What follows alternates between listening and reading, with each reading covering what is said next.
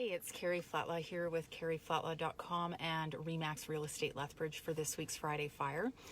So, tricky, touchy, sensitive question, but homeowners do ask this and it's on their mind more and more because the industry is changing quite a bit in real estate. Does it matter if the realtor that you hire has a team? So what we've seen in the last, especially 3 to 5 years in the real estate industry, and I think that this discussion is relevant to other agents as well, but we've seen the explosion of the team-based real estate model. And to be clear, if you have a real estate team, you still are licensed within a brokerage. So you could have a team-based brokerage, or you could be a team within the brokerage. So the more common model we see is we have teams that are licensed within a bigger brokerage where there's multiple different models. So some agents work alone, some work in pairs, some work in great big teams, some have small teams, some have unlicensed people and licensed realtors on the team. So you can kind of have all these different combinations and business models, and that's the beauty of the business, is you can design it as you see fit, obviously as long as you're complying with our real estate rules, the Real Estate Act, and all that kind of thing.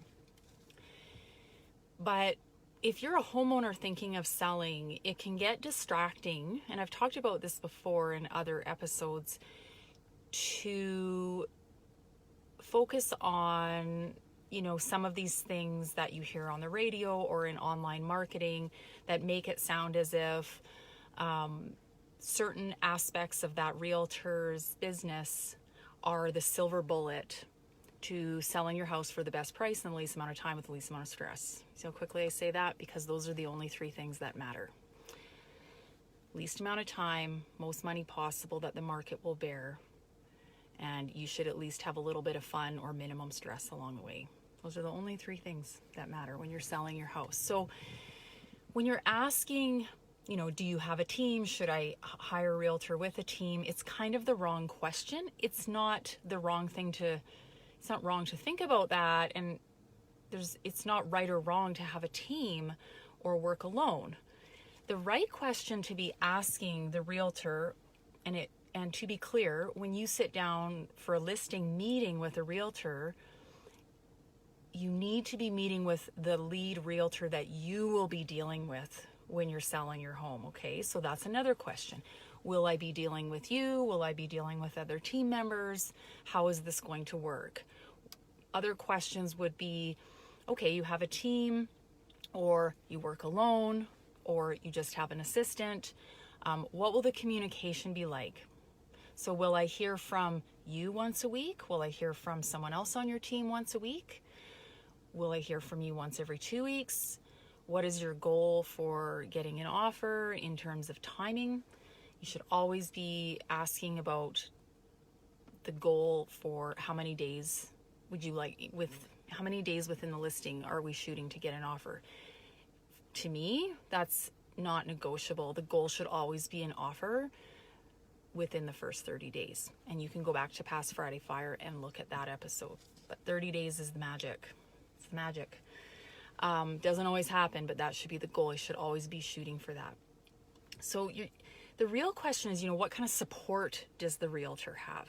Support is a more powerful question than, do you have a big team? Because bigger doesn't mean better, right? You could sell 500 houses a year, but how are you performing for each individual client? Okay, Walmart does lots of business, but how are they performing for each customer that walks through the door? That is a far more important question.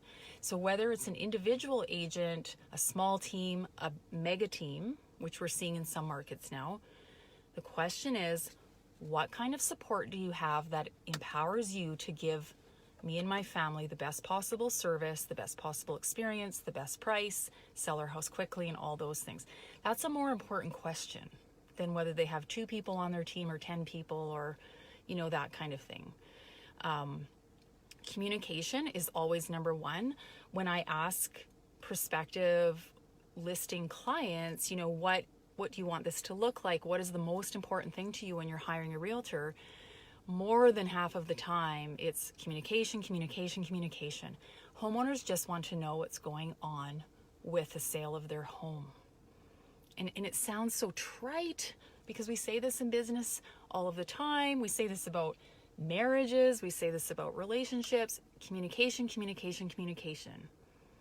You know, I was in politics for a year. It's still communication, communication, communication. So no matter what kind of team structure or business model the realtor has, what is your plan for communicating with me on a regular basis? If the sign goes in the yard and I don't hear from you until we get an offer, if we get an offer, that's not okay. So, unless you get an offer in like 3 days, which can happen. So, there has to be communication plan. And then other questions like, who's supporting you with some of the administrative tasks? Do you do all of your own admin? Do you have people at the brokerage that do your administration or put signs in the ground, or, all of those kinds of things? Because what you want is you want your realtor to be 100% focused on how they are showing up for each and every one of their clients. Not on being a big shot, not on having the sexiest marketing on the internet. How is that realtor showing up for the client? And then when the offer does come in, how is that realtor showing up in that negotiation and working in your best interests and protecting you and exercising their fiduciary obligations to you as the client and all of those things. So those are far more important questions to ask than how big is your team and, do you sell 500 houses a year? No, show me how you've served your clients in the past. And, if they can share stories, success stories about how they've helped their clients in the past, if they have positive word of mouth, testimonials, a track record, how are they supported so that they can perform and do what they should do best, which is working with a client to get your house sold in the least amount of time with the least amount of stress for the most money possible in this market in Lethbridge. So that's the discussion about teams versus not a team, and maybe that can sort of tilt the lens a little bit so you're thinking about that differently and asking more meaningful questions when you are looking to hire a realtor. If you have any questions, you can always call or text 382-7335 or go to carrieflatlaw.com. Have a terrific weekend, and we'll see you for next Friday Fire.